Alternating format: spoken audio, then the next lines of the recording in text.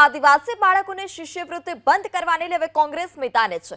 ફરીથી આદિવાસી બાળકોને શિષ્યવૃત્તિ શરૂ કરવા કોંગ્રેસની માંગ।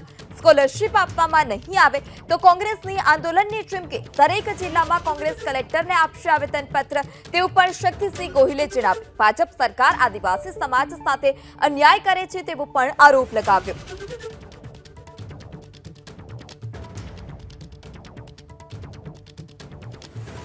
આદિવાસીના બાળકો મેટ્રિક પછી બહુ પેમેન્ટ સીટમાં એડમિશનો લે છે, એમની સ્કોલરશિપ બંધ કરવી છે।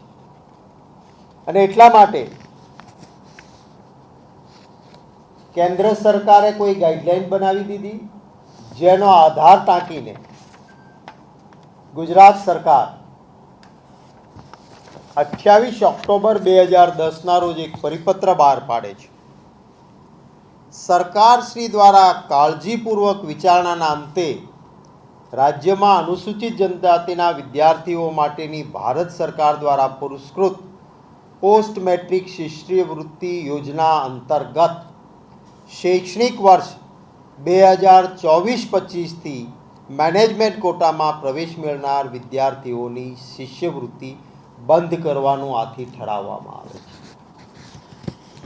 એક ઝાટકે અનેક વિદ્યાર્થીઓને આ શિષ્યવૃત્તિથી વંચિત કરવાનું કામ કર્યું। ચૂંટણી આવે ત્યારે તો નેતાઓ ભાજપના ભગવાન બિરસા મુંડાના નામની માળા જપે છે અને આદિવાસીઓની વાત કરે છે, અને જેવી ચૂંટણી પૂરી થાય એટલે કોંગ્રેસના સમયથી આદિવાસીને મળતા અધિકારો ઉપર કાતર ચલાવવાનું કામ કરે છે। એ બંધ કરે, પોસ્ટ મેટ્રિક સ્કોલરશિપ પુનઃ શરૂ કરવામાં આવે એવી અમે માંગણી કરીએ।